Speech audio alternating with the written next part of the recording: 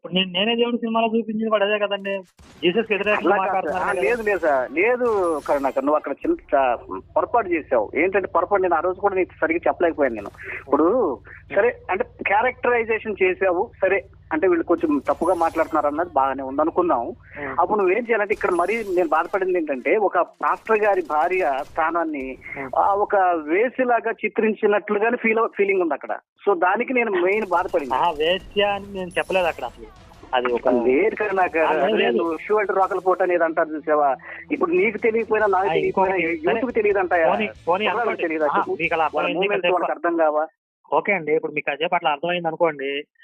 మరి అదే పాస్టర్ అదే వైఫ్ మా కనకదుర్గమ్మని దెయ్యంగా చిత్రీకరించడం న్యాయంగా ఉందా? నేను దాని విషయంలో ప్రస్తావన చేస్తే, అయ్యా అసలు మేము ఆ వీడియో అప్లోడ్ చేయలేదండి. ఇది నేను నమ్ముతారా? నేను ఇదే విషయం వాదించాను, మీకు తెలియదు కదా. నేను క్రైస్తవుతో